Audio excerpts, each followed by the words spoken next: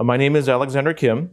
I am in my mid-40s. I'm a Generation X, born into the city of Los Angeles and residing in Orange County, California. Currently, I'm a consultant. I work with the local government. In my prior role, I used to work in government for like 15 years. So currently working privately and helping connecting government with community and businesses and nonprofits. Just transitioning out from a very busy life in politics into something I want to do.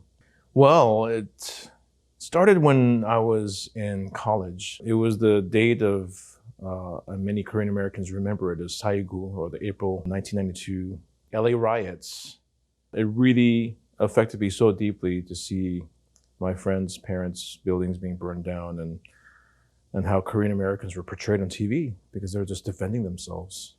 And I think the portrayal of Korean Americans was not accurate. Yeah, so I started taking more classes in political science because I learned that there were some issues dealing with society that were needed, and the tools and more Korean Americans needed to be in political offices, because I saw a lot of African American leaders, a lot of Latino American leaders, but very few Asian American leaders within not just in LA, but the entire United States. That's something that I wanted to take classes to learn how to be not so much a politician, but to really educate myself to be a public servant in some sort of way, and really change my trajectory. I've learned through college about the importance of working with different disparate groups that normally don't work together.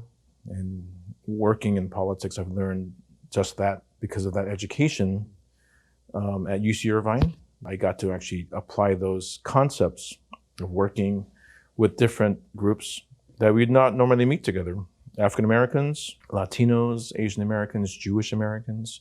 We all have a common belief that we want the American dream, and we want to be successful for ourselves and mostly for our children too.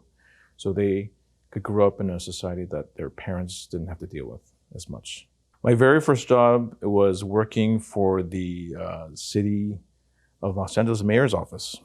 I interned in the office when James Hahn, at the time, was the city attorney. I was a law clerk. I wouldn't have imagined that I'd be offered such an important role working and representing the mayor for Koreatown, but not just for Koreatown, but actually for a large central part of Los Angeles that really encompassed upon different ethnic groups. And by default, I became an Asian American and Pacific Islander liaison for the city of Los Angeles. We got to learn a lot of different subjects that really affect pretty much the whole communities. But because of when I'm dealing with an immigrant, particularly Korean American immigrant, it reminded me how my parents had the same issues, but I was too young to help. But it gave me a chance to fill in that gap and help the first generation. My father, was offered an opportunity. He didn't come from a wealthy family. He was given an opportunity after his service by one of the United States Army generals, because he did such a great job during the Vietnam War, and took the opportunity to work in Southern California for the U.S. Corps of Engineers. And after that opportunity was done, he wanted to be just like any other immigrant, to start up his own business. So he bought an ice cream store called Carnation Ice Cream. They say the best way to make an investment in America is to buy land. We followed the advice of a lot of my dad's mentors to own your own piece of the American dream, which is land, to build a retail center and to allow other immigrants to open up their own businesses, and they could enjoy their own American dream. So in a way, it's like its own economic development incubator that he was able to do in the 1980s in helping out Latino, Vietnamese, Koreans that make up a lot of the large majority here in Orange County, and Middle Eastern as well, to start up their own businesses. My dad's quote is like, "Wow, look at our tenants. They drive in a Toyota or Datsun, and now they're driving a Lexus and Mercedes-Benz." It's all these little quotes that make me admire my parents. That work ethic they taught me, and working 12 hours a day. I think it's a common thing among Korean Americans when you have a mom and pop store to work very hard.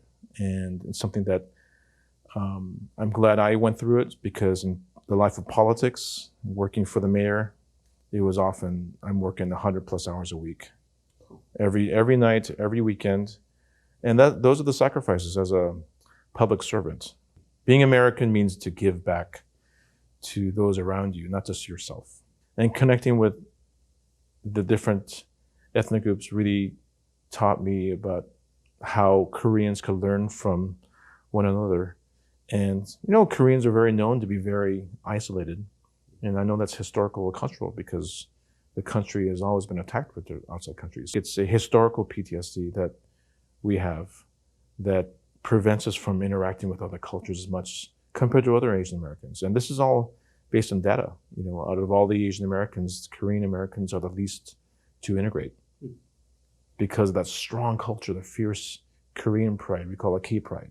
And I wish there was a more stronger bond between Korea and Korean Americans. And it's something that I've been teaching a lot of my mentees in government to not just be a proud Korean American, but also a proud Asian American, but also try to reconnect with your ancestral country. I'm not saying go call Korea or have a meeting with the Consul General's office or the ambassador fly to DC. That's unrealistic.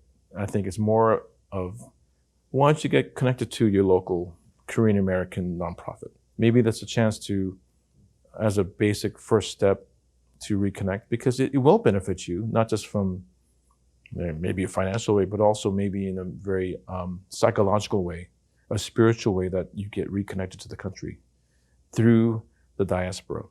This is my self-observation of how I perceive Koreans and the potential for Korean Americans to be more successful. My name is Alexander Kim, and this is my Korean American story.